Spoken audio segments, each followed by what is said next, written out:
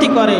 তো এই ক্ষতি যখন করে এর কিছু সিমটম আছে, কিছু আলামত আছে। এই সমস্ত আলামত যখন আমাদের কারো দেহের মধ্যে, কারো শরীরের মধ্যে যদি দেখা যায়, তাহলে আমরা সেখান থেকে সতর্ক হয়ে যাব এবং সাথে সাথে আমল শুরু করে দিব।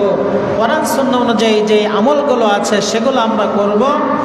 আর যদি না জানা থাকে তাহলে কোরআন সুন্নাহ অনুযায়ী যারা চিকিৎসা দিয়ে থাকে এগুলো এই সমস্ত মানুষের কাছে গিয়ে তদবির নিয়ে, চিকিৎসা নিয়ে তারপরে আমাদেরকে বাঁচতে হবে।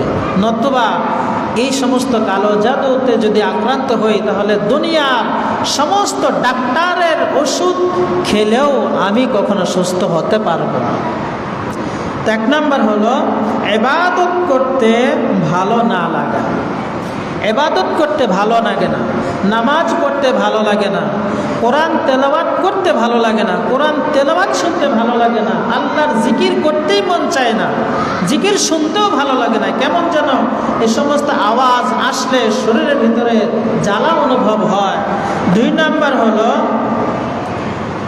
ভয়ঙ্কর স্বপ্ন, একই স্বপ্ন বা ভয়ঙ্কর স্বপ্ন প্রতিদিন দেখা, প্রতিদিন ভয়ঙ্কর স্বপ্ন দেখা। যেমন ধরুন আগুন লেগে গিয়েছে, অথবা উঁচা বিল্ডিং থেকে ধপাস করে পড়ে গিয়েছে, অথবা সন্তান পরিবারের উপর কেউ ভয়ঙ্কর স্বপ্ন দেখলো, অথবা কালো সাপ স্বপ্ন দেখা, কালো কুকুর স্বপ্নে দেখা, আর ভিক্ষুককে মারা এ ধরনের স্বপ্ন দেখা, কালো কাক মাথার উপর দিয়ে কা কা করতেছে। 3 নম্বর হলো হাত পায়ের নখের নখ যেগুলো আছে সেগুলো ব্যথা অনুভব হওয়া।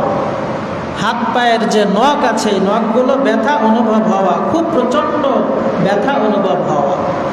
এরপরে হলো মেজাজ খিটখিটে হয়ে যাওয়া, মানে মুহূর্তে কারো কথা ভালো লাগে না, স্ত্রীর কথা ভালো লাগে না, বউয়ের কথা ভালো লাগে না, সন্তানের কথা ভালো লাগে না, বন্ধু বান্ধবদের কথা কারো কথা ভালো লাগে না, মেজাজটা খিটখিটে হয়ে যাওয়া।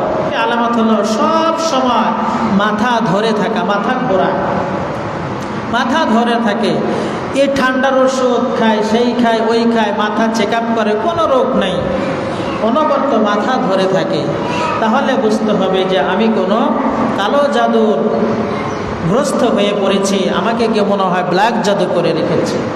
এই সমস্ত জিনিস যখনই অনুভব হবে তখনই আমাদের আমল শুরু করে দিতে হবে, আমল করতে হবে।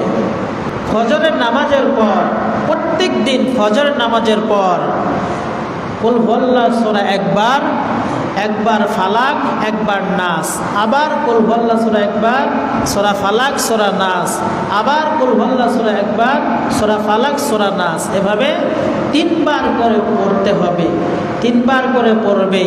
আবার জোহরের পরে একবার করে, শুধু একবার করে, আসরের পরে একবার করে, মাগরিবের পর আবার এরকম 3 বার করে। 2 হাতকে এভাবে মোনাজাতের মধ্যে করে হাতে ফু দিবে, ফু দিয়ে মাথা থেকে নিয়ে সারা শরীরে যতদূর সম্ভব মাসে করে দিবে। এভাবে দীর্ঘদিন যখন আমল শুরু করবে তখন এই সমস্ত জাদু টোনা, বানটনা ইত্যাদি যাহা কিছু আছে এগুলো সব কিছুই নিমেষে নিঃশেষ হয়ে যাবে। সুবহানাল্লাহ।